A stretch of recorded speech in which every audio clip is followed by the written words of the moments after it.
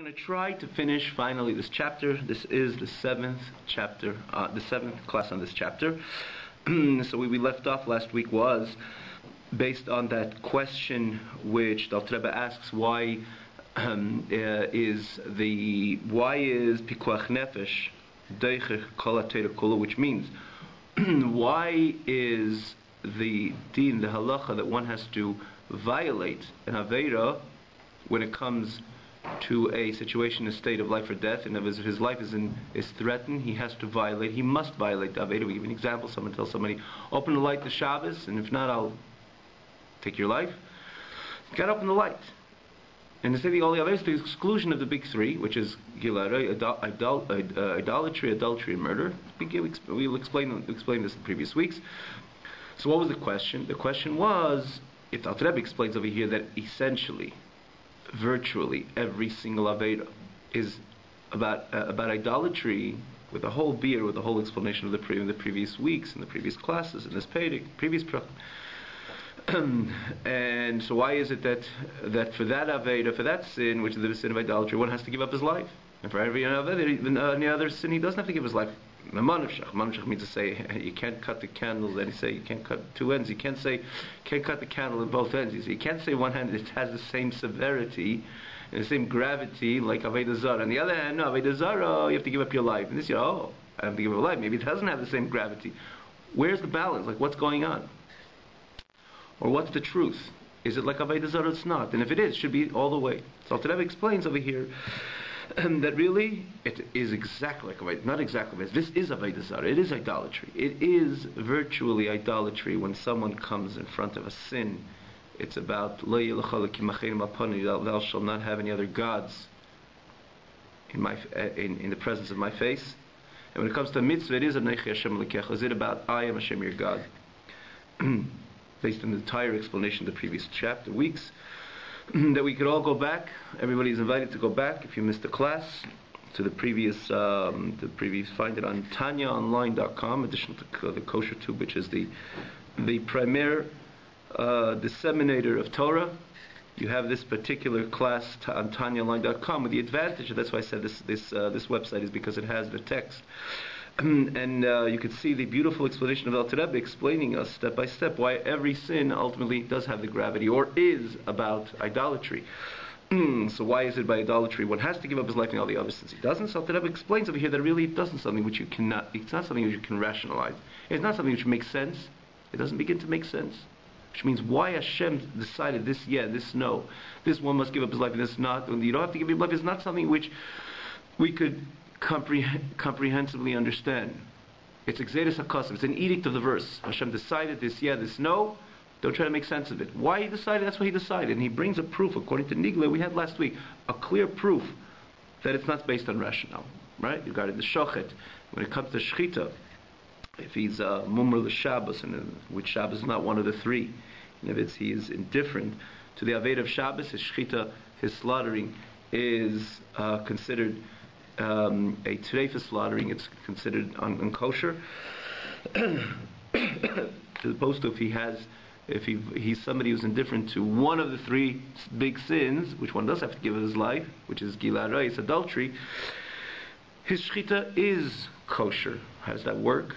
If it's just something that based on the three Avedas, the sins, the three big sins, which we have to give up our life, it should have been the opposite. Again, you could all see it in the previous classes.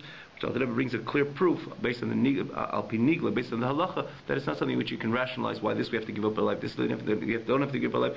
It's all the same. It's all about idolatry. And the end of last week we explained that it does reflect the weight. In other words, the fact is that Torah does give categories to certain sin. This is called a light, and this is called a heavier sin. And we see it by the consequences, by the punishments. One has death penalty, one has capital, one has the death penalty, the capital punishment, one has Karis, which means in the heaven, they would take a person away earlier in his life, maybe 50 or 60, and so on, or then someone gets the strap and someone doesn't even get the strap. It's a violation. He has to do tshuva, doesn't get the strap, or he has to bring a carbon and so on, which means we see from the consequences of the sins tell us about the gravity of the sin itself. So it doesn't exist. The Alter Rebbe wiping away the whole notion of the categories of sin. The Alter Rebbe says no. When you're standing in front of the sin, in the eye of the Jew, based on all this explanation, it's all of Avodah Zarah, it's all about idolatry. It reflects, the categories of sin reflects after the sin. Once chas v'sholom, someone did violate, God forbid, advertently or inadvertently, he violated. After the sin, then you go back, you retrieve to the gravity of the sin. You see, what kind of sin was it? It was a consequence karis. It was a consequence that he is cut away, he is snipped away, he is cut off from the source of his energy, which is God, which is Elokim Chaim, which is the God of life. Because Eden through Torah mitzvahs v'atam adveikim b'Hashem Elokechem, we are connected, we cleave to the God, the Elokim Chaim, to the life of, to Hashem, which is called Elokim Chaim, which is the source of life, true life. Chaim Amitim, and Rahman, when someone does a sin, he cuts away, like we explained last week with a few examples of a chandelier, etc.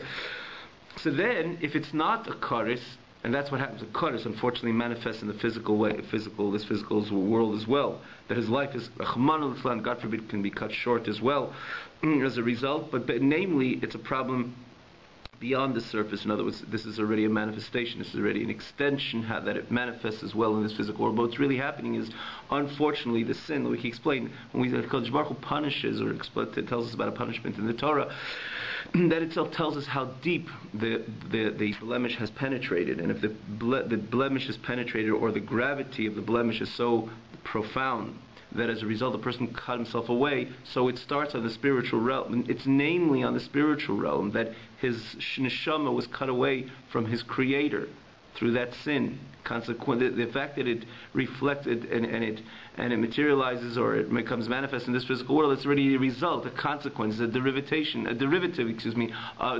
of the way it is in the spiritual realm, which there is the great significance of the connection of the neshama and HaKadosh Baruch Hu, or the spiritual realm referring to the neshama's connection, or this, God forbid, this connection with HaKadosh Baruch Hu.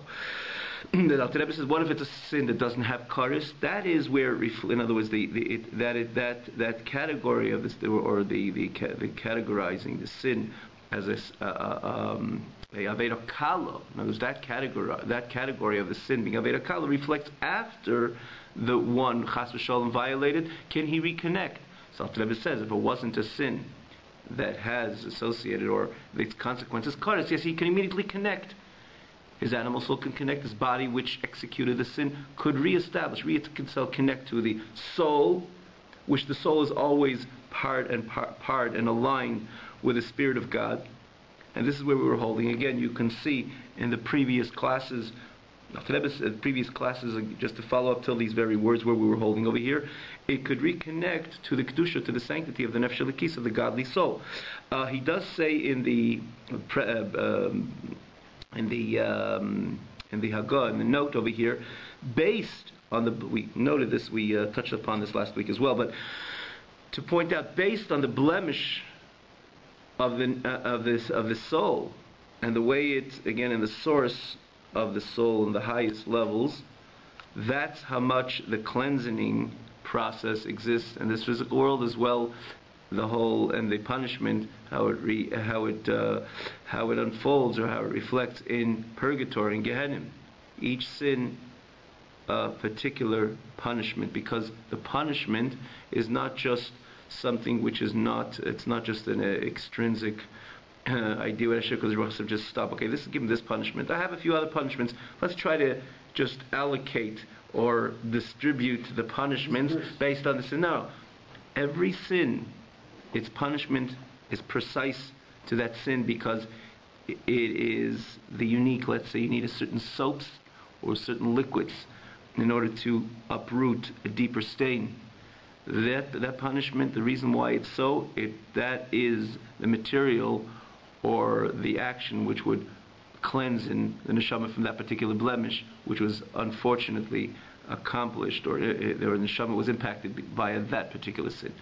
So each one in this world, in the world to come, and so on, because, and he says, even in the heavenly Misa b'dei Shamayim and Kodesh, not every sin also has the same type of blemish.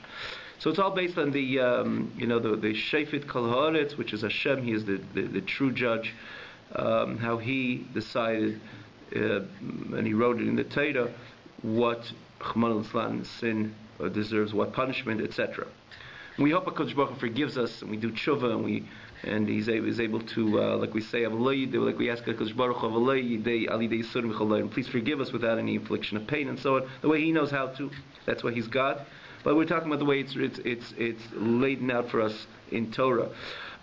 So now getting back to the sin which doesn't have Kaddish, Alter Rebbe says this is where the reflection.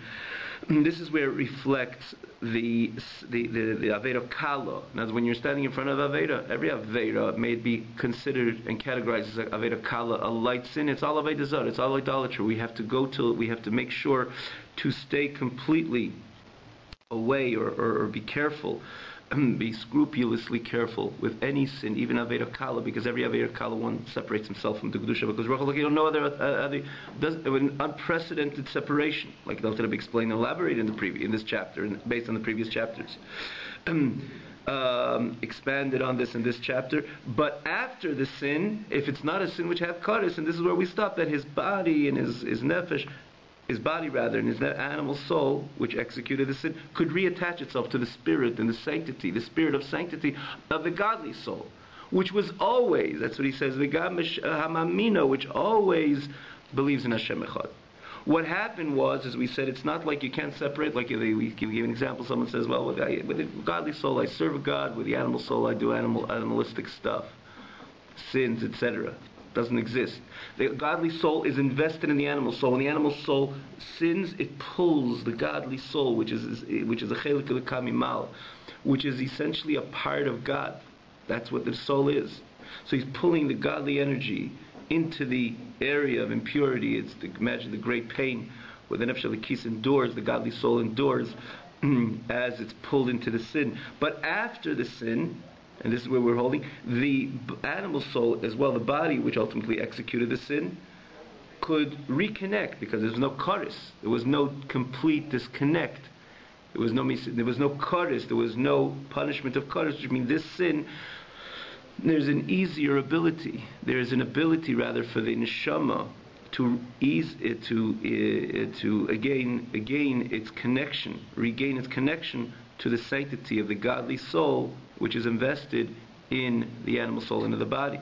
Hamamina b'Hashem echad, which always believes in the oneness of Hashem. Alter Rebbe adds, famous expression, Alter Rebbe, gam b'shas achet toisa b'amnita, even at the time of sin, the nefesh l'kis was enormous pain, because it was pulled into something which is so antithetical to what it stands for, or is. It's part of God. And it entered into areas, every sin brings the neshama into areas which are extremely ungodly, impure. This is the lowest level of sin, is the lowest level of impurity. So nefesh l'kis is very much in pain, but it never lost and always maintained its sense of godliness, or its sense of being a godly soul, which is always aligned with and always maintains its 100% faith in Hashem Echad, because it is part of the experience of Hashem Echad. It is a chelik l'kamimal. It's painful, but nonetheless, even b'shas achet, in the time of sin, when it was pulled into the worst areas, it was still ba'amna ite, with faith and integrity with its Creator, with HaKadosh Baruch Hu. This is a famous expression. It says that Esther, famous based on one of the pasuk in Megillah Esther, that Esther, wherever she was in the worst places. She was in the palace of Achashverosh. She was always had that sense of the trust or the integrity with Mordechai, wherever she was. Mordechai was her guide, was her leader, and wherever she was, ba'amna ite, she was always stood with aminut, with trust and integrity with Mordechai. The same thing. This is even the neshama, even b'shas achet, in the time of sin, when it was pulled into this whole experience, it was ba'amna ite, with complete integrity with HaKadosh Baruch Hu, because it is a part of, it's a chelik l'kamimal, it's a neshama elikis, it's a godly soul. It was in a state of exile. And what's the point of exile? You take someone, you put him in a place where he doesn't want to be. That's the definition of exile. The neshama was in a state of exile, teich nefesh b'ham, is within the animal soul, which the animal soul is associated with Sitra Achra. from the world of sitracha, which means from the spirit of impurity, hamachtia es haguf, which makes the body sin, umeridos ima beim kishael, and it brings it together with it into the depth of the abyss, which is the lamata mata, double lashon, lamata mata tachas tumas hasitra achra klips avodah zara, under, lower than the spirit of Tumah and the Klipa, which is Avodah Zarah. As we said before, that the Klipa, we mentioned that the notion of a Yid sinning, that experience, or the level which he unfortunately reaches and touches, is a level which is lower than the spirit of impurity which persuaded him to sin. Because the spirit of impurity which persuaded him to sin ultimately, to some degree, subtly, is aligned with its creator, because that's its mandate, to persuade a person to sin. Conversely, the Jew doesn't have any mandate like that. Quite on the contrary. The mandate of the Jew is not to sin. And he violates that. He means to say that the experience, or the area of sin, in the face of the area, the experience of sin, is lower and more impure than the whole structure of Tumah and Sitra Achra, the spirit of Tumah and Sitra, the Sitra Achra and the Klipa, the Tumah of Avodah Zarah. And the Alter Rebbe says, Hashem Yishmereinu, God should forsake us and save us. And that's where Rahman al-Salam, the Neshama, is taken, is pulled, when the person, God forbid, executes a sin. We don't have a greater exile. How the Neshama has to plunge, or plunges Igra Rama, from the highest mountain, which is expressed in the Zohar a few times, Igra Rama Labira Miktot, from the highest mountain to the lowest of valleys. The plunge is enormous, and we can't think of a greater exile than that. Like we said before, explained before, the Sheiresh Shemok Neshav is called Beis Kol Beis Yisrael, the source, the root of the nefashis, which means the nefesh, of every single yid comes from Chochmei love, from the supreme Chochmah of HaKadosh Baruch Hu. Hashem and His wisdom are essentially one. So he's basically taking God Himself, the sanctity, the kedusha, the kodesh hakadoshim, the holy of God Himself, and pulling God, His energy, into this most impure, unprecedentedly impure area. I use that term based on what the Alter Rebbe explained before. Hu kimashal, it's similar. Ha'eches bereisha shel melech. He comes into a palace and he grabs the head of the king, not any other place, the head of the king, and he pulls it meridei lemata, and he pulls it down. V'teimen pana b'seich beis hakisei malitzeya. He brings it into a bathroom and he puts the head of the king into a wastebasket, whatever it would be called today, the normal name, malitzeya, a wastebasket. Not that it's an empty wastebasket, a wastebasket which is full of waste. It wasn't down. The waste is there, and he pulls the head of the king into that area.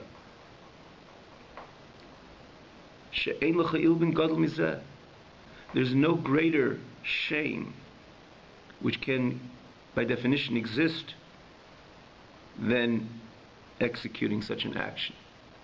Taking the head of the king, people would be tremble even to come close to a king. The king evokes awe, reverence, and so on and so forth. And he goes over, takes the head of the king, pulls it into the bathroom, puts the head of the king into the wastebasket when the wastebasket is full. That is exactly what transpires when a person does an Aveda. Because the head of the king, we all possess the head of the king. We all have a neshama, which a neshama is a chelik kamimal, which means it's a part of HaKadosh Baruch Hu. That's the source and root of every single neshama, of every single yid. And this neshama is invested in the nefesh habahamis, in the animal soul.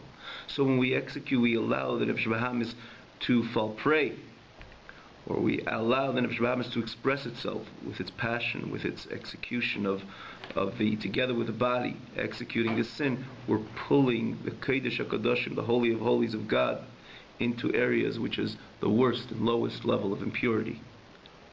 And Alter Rebbe concludes the chapter, even he does it for a few moments. Because let's say someone is very respectful to the king throughout, but a moment here, he grabs the king, puts it into the wastebasket. A moment there, he does it every 2 weeks even. for a moment, not for a long time, just for a few seconds. The shame is the same. And that's why a person could say, well, just a moment, here I sin, and here I sin, and here I sin, not on an infrequent basis, periodically. And even I sin, just a moment here, a moment there. You think about it with this analogy, it's a moment here, a moment there. The shame is the same. As we know, and Alter Rebbe says, it's not just that I'm giving you this term just as an example, just to magnify this whole notion of sin. He says you should know that the klipas sitra achra, the level, it's in other places it's written clearly in the description of the impure forces are nikroim. They're called kitzaya. They're called waste. So because they're called waste, it's not just like a external, foreign analogy that I'm giving you over here. This is the truth. And because it's the truth, like it's known, and therefore we have to imagine it exactly in the same way. And just like to us, it's the most unthinkable thing one would ever do, and the most shameful thing one can think of doing, to take the head of the king and pull it forcefully into a wastebasket full of waste. That's the approach the person should and would have on sin. That it's because he has a chelik alikamimal, because his neshama is part of God, and then the source of neshama is the Eibishter Hashem Himself, and the neshama nefesh is not separated from the animal soul. It's invested in the animal soul. When the animal soul it expresses its is passionate, animalistic desires and so on in the context of sin, together with the body, they ultimately pull the godly soul into these areas, which is tantamount to this analogy. And again, namely, as the Alter Rebbe says, they're really called kitzay. It's truly, they're really, the spirit of impurity is truly called the wastebasket, etc. Therefore, we have to understand how careful we have to be, chas v'shalom, not to sin. And again, similarly, to be, even though the emphasis over here, the loisasa, things which we're not to do, things we're prohibited to do, the Alter Rebbe will even take it further, how much we have to be careful as well in the mitzvahs hasayid, those mitzvahs which we are commanded to do. Have a great night.